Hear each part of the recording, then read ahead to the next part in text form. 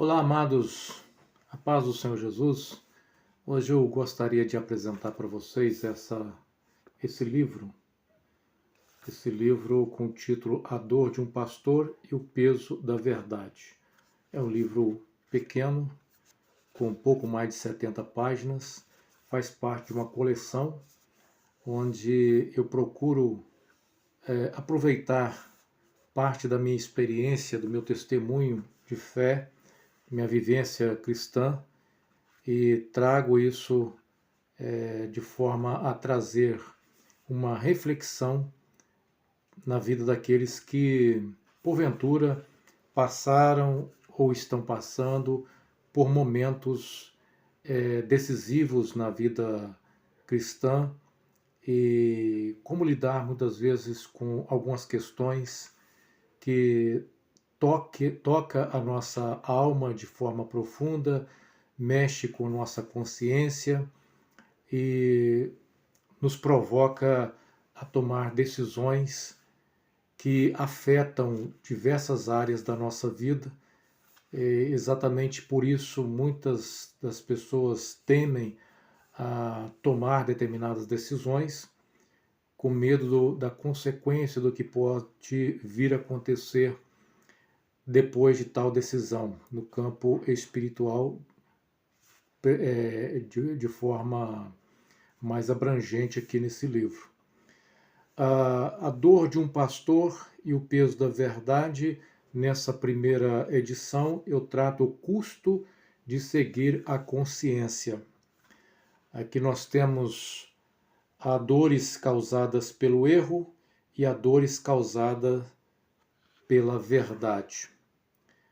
Às vezes nós vivemos momentos da nossa vida que experimentamos dores. Algumas dores, elas chegam até nós por causa de erros que nós cometemos, mas outras dores, elas chegam até nós e não por causa de erro, mas como consequência de uma escolha em viver pela verdade, em favor da verdade. Eu trago um destaque aqui onde eu cito o versículo de número 29 de Atos, capítulo 5, que diz assim: importa antes obedecer a Deus do que aos homens.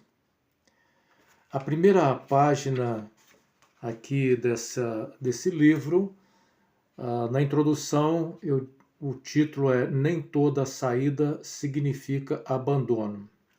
Eu gostaria de ler aqui para vocês parte do que está registrado aqui na introdução, para que vocês possam ter noção do que se trata o livro. Vivemos tempos em que decisões profundas costumam ser julgadas de forma superficial. Quando alguém se afasta de um ambiente religioso, muitos concluem rapidamente que esfriou espiritualmente, se ofendeu com pessoas, se tornou rebelde ou perdeu a fé. Poucos perguntam o que aconteceu de fato. Menos ainda desejam ouvir com sinceridade. Esse livro nasceu nesse espaço entre aparência e verdade. Não escreva essas páginas para atacar pessoas, ajustar as contas ou reabrir feridas por vaidade. Também não escrevo para negar o bem que vivi, nem para transformar toda a minha história em amargura retrospectiva. Seria injusto com Deus, com pessoas sinceras que conheci e com a própria complexidade da vida. Escrevo porque há dores que precisam ser interpretadas corretamente. Durante anos, servi com zelo, preguei, viajei, enfrentei limitações financeiras, atravessei estradas difíceis, vivi alegrias ministeriais e experimentei provisões marcantes do Senhor. Houve lágrimas verdadeiras, orações sinceras e momentos que guardei com gratidão. Nem tudo foi sombra, houve luz real em muitos momentos. Mas chegou o tempo em que a consciência começou a pesar mais do que o conforto da permanência. Perguntas antes toleráveis tornou-se inevitáveis. Certas práticas passaram a ferir meu entendimento das Escrituras. O uso banalizado do sagrado passou a me inquietar. Esperanças de mudança interna se frustraram. O que por muito tempo foi administrado em silêncio tornou-se impossível de sustentar em paz diante de Deus. A partir daí, começou uma batalha que poucos enxergam, a luta entre permanecer externamente e ser honesto interiormente. Quem nunca atravessou esse tipo de conflito talvez imagine que sair é simples. Não é. Especialmente quando existem amizades construídas, memórias afetivas, anos investidos, identidade ministerial, experiências espirituais ligadas ao ambiente que se está deixando. Em muitos casos, a pessoa não teme apenas perder um lugar, teme perder o cenário onde encontrou Deus. Também precisei aprender que Deus visita lugares, mas não pertence a lugares. Uma das maiores libertações da minha caminhada foi descobrir que deixar determinadas estruturas não significa deixar Cristo. Pelo contrário, às vezes é justamente a fidelidade a Cristo que exige coragem para sair. Esse livro não pretende contar apenas a história de uma ruptura, pretende narrar o peso da verdade quando ela exige preço. O silêncio de antigos amigos, o impacto sobre a família, a dor de ser mal interpretado, a travessia entre o conhecido e o incerto. E, acima de tudo, a fidelidade de Deus em cada etapa do caminho. Talvez algumas pessoas se reconheçam nessas páginas, pastores em conflito silencioso, líderes cansados de fingir paz, membros feridos por sistemas adoecidos, cristãos que amam a Deus, mas já não conseguem confundi-lo com estruturas humanas. Se esse for o seu caso, espero que essas linhas lhe tragam lucidez, consolo e coragem. Não incentivo saídas precipitadas, não romantismo, rupturas, não transformo dor em virtude automática. Há permanências santas e há saídas carnais. Cada caso exige temor, oração, maturidade, honestidade diante de Deus. Mas também existe um momento em que permanecer custa mais caro do que partir. Custa verdade, custa integridade, custa paz de consciência. Quando esse momento chega, o homem precisa decidir diante do Senhor, não diante de expectativas humanas. Escrevo agora sem necessidade de negar tudo que vivi, sem a obrigação de defender tudo que vivi e sem desejo de ferir ninguém. Posso agradecer pelo bem recebido, lamentar o mal existente e seguir adiante com a alma mais livre. Se algum leitor me perguntar ao final dessas páginas o que realmente aconteceu, talvez eu responda de forma simples. Saí de um lugar onde já não podia permanecer em paz, mas nunca saí das mãos de Deus. Essa introdução deixa claro o meu propósito, o meu objetivo com esta obra. Na primeira parte eu falo do tempo da entrega, das experiências, anos de entrega sincero, experiências vividas em devoção a Deus, servindo ao Senhor de todo o coração. Eu narro algumas experiências marcantes. No capítulo 2, o título, Nas Estradas de Barro, Deus me sustentou. Há capítulos da vida que não são escritos em escritórios, mas em estradas difíceis. Nesse capítulo, eu conto a experiência de como Deus falou ao meu coração em momento difícil servindo a Deus em uma comunidade distante de onde eu moro, onde eu tinha que enfrentar estradas de barros, lutas frequentes, esposa grávida, mas Deus proveu e sustentou. No capítulo de número 3, nos pontos de espera, Deus falou: há lugares que parecem insignificantes aos olhos humanos, mas se tornam memoráveis na história da alma. Nesse capítulo, eu narro também aqui experiências profundas que vivi com Deus após cultos, servindo ao Senhor em outras localidades e esperando o ônibus de retorno para a minha casa, que passava tarde da noite. Na parte 3, o despertar da consciência. Nessa parte, agora eu deixo a parte dos momentos bons vividos, das experiências marcantes, para narrar um momento de despertar de uma consciência. O título é Quando o púlpito já não silencia a consciência.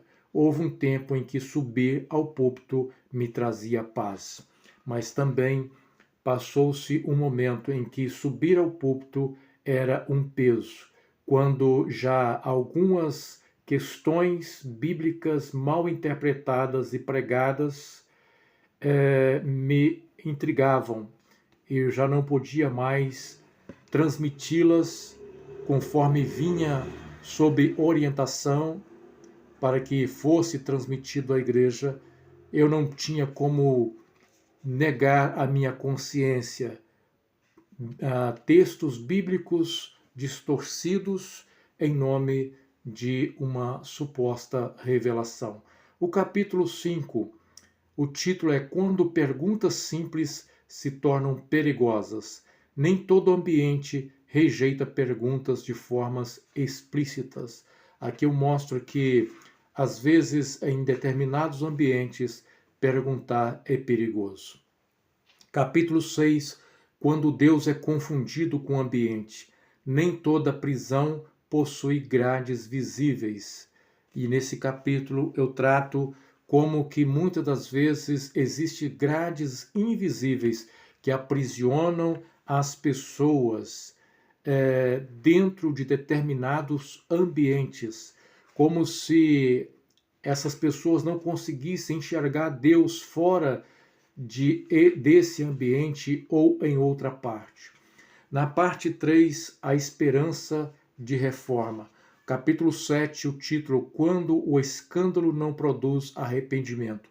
Há momentos em que uma crise parece trazer consigo uma promessa. Aqui eu narro o momento em que a instituição em que eu servi por muitos anos passou por um escândalo e viveu um momento muito difícil, e nesse momento eu esperei que as consciências fossem tocadas e houvesse um despertar para uma reforma necessária. Capítulo 8. Como vamos consertar isso? Há momentos em que a consciência deixa de se contentar apenas em perceber problemas. Ela passa a exigir responsabilidade. Nesse capítulo eu narro uma experiência onde eu trouxe para uma reunião de líderes determinadas situações que nós estávamos presenciando, onde havia banalização de dons, banalização do sagrado e uma necessidade urgente de consertar. E a pergunta é: como vamos consertar isso? O capítulo 9 sacode o jugo. Depois de conversas insuficientes e inquietações acumuladas, restou aquilo que sempre deveria permanecer central: buscar a Deus.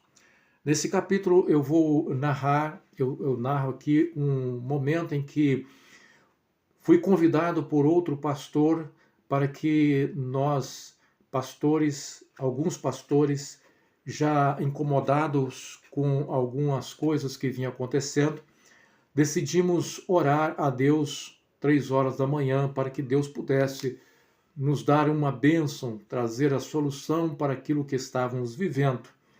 E foi nesse momento em que Deus falou profundamente ao meu coração com uma passagem bíblica onde o Senhor disse: sacode o jugo. Foi nessa hora que eu entendi que Deus estava me dando uma direção para que eu pudesse sair do ambiente onde eu estava servindo ao Senhor, debaixo de um jugo que já não era mais o peso de uma responsabilidade de levar a palavra, mas um peso de uma imposição de algo que nos era cobrado, exigido, para além daquilo que o texto bíblico nos orienta.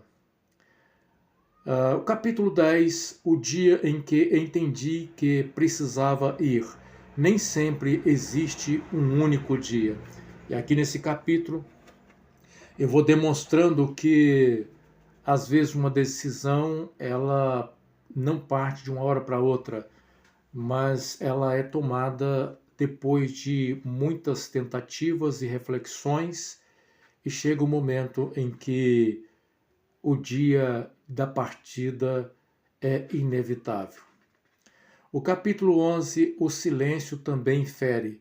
As decisões difíceis raramente terminam no momento em que são tomadas. Nesse capítulo eu falo de silêncio de pessoas que amamos, pessoas que nós considerávamos e ainda consideramos pessoas amadas e importantes na nossa vida, mas que depois da saída silenciaram. Já não tinha mais uma comunicação, um convívio. Alguns até preferiram silenciar por completo os nossos relacionamentos. A parte 5, não sair das mãos de Deus. No capítulo 12, o título Sair de um lugar não da fé. Quando alguém deixa um ambiente religioso, muitos concluem rapidamente que também deixou Deus. É assim que muitas vezes acontece em determinados ambientes. Quando alguém deixa aquele ambiente, eles são acusados de apóstata, de ter negado a fé, de ter deixado Deus. Nesse capítulo eu mostro que isso não é verdade, que embora eu tenha saído de um ambiente, o Senhor continuou sendo o meu Deus, o meu guia. E na conclusão, depois da dor, a verdade. Aqui eu trato que toda travessia deixa marcas. Ao olhar para trás, não vejo uma história simples. Seria desonesto contar apenas metade dessa história. Por isso escrevi esse livro. Não para convencer todos de minhas conclusões, não para reabrir guerras antigas, não para transformar dor em identidade permanente. Escrevi porque silêncio demais também adoece. E porque muitas pessoas carregam conflitos semelhantes sem conseguir nomeá-los. Se essas páginas servirem para alguém discernir melhor o seu próprio caminho, já terão cumprido o propósito relevante. Aprendi ao longo desse processo que a verdade raramente chega sem custo. Às vezes custa reputação, às vezes custa vínculos, às vezes custa segurança emocional, às vezes custa o lugar onde passamos anos. Mas a mentira também cobra preço, cobra paz interior, cobra integridade, cobra liberdade diante de Deus, cobra anos que não voltam. Em determinado momento da vida, cada pessoa precisa decidir qual preço pagará. Também aprendi que Deus continua sendo Deus quando estruturas falham. Ele não depende da perfeição dos ambientes para sustentar seus filhos. Continua consolando, corrigindo, guiando e promovendo no meio da confusão humana. Continua maior que sistemas, maior que líderes e maior do que nossas decepções. Então é isso. Aqui está a parte do meu testemunho e já o volume 2 já está em fase de finalização, onde eu continuo a partir daqui narrando a minha história e o meu testemunho como servo de Deus. Que Deus abençoe a todos. Quem interessar, posso disponibilizar gratuitamente o PDF para leitura, mas se você sentir no seu coração de me abençoar adquirindo o livro físico, estarei colocando o link de acesso na Wycliffe, é onde se encontra o livro físico. Você pode adquirir o livro físico e dessa forma você estará também abençoando ao meu ministério. Que Deus abençoe a todos, em nome de Jesus.